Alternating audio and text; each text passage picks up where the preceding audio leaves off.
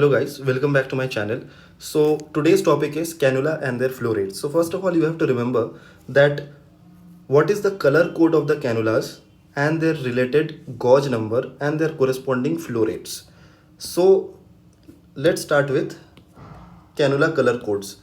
How can you remember the color codes? Oh, great God, please bless your people.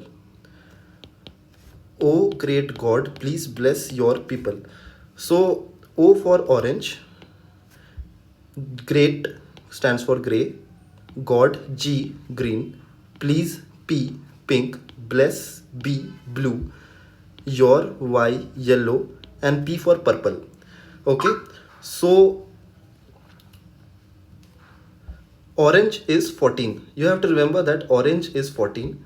Then add plus 2. 16 is gray. Add plus 2. 18 is green. Pink, you must be knowing it, 20 gauge. And blue, 22. And yellow is 24. You have to just add plus 2 to each of them. And that's how you can remember it. Now, the flow rates.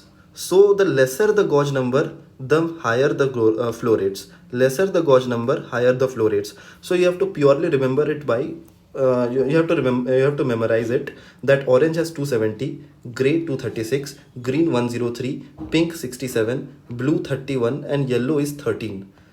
Okay, so now you have to remember that one more thing, that purple is P, and here it is not given that purple is which gauge number. Purple is 26 gauge number. Okay, and it has the minimal flow rate. And one more question that has been asked in INI set in previous year is white gauge, is white cannula. The white cannula is 17 gauge. It has been asked one in INI set. Now let's solve a question related to the topic. Patient with RTA, which cannula to use? If a patient has RTA, then which cannula is to be used? Which one which has the highest gauge number or one which has the maximum flow rate? So you will use the one which has the maximal flow rate. So which has the maximal flow rate is orange. Orange means 14 gauge. Okay, and then pediatric patient, which cannula to use? In pediatric patient, you will use the smallest gauge number, the maximum gauge number. You will use the maximum gauge number because it has the smallest lumen. Because in pediatric patient, the lumen of the vessels is smallest, so you will use 24 gauge number.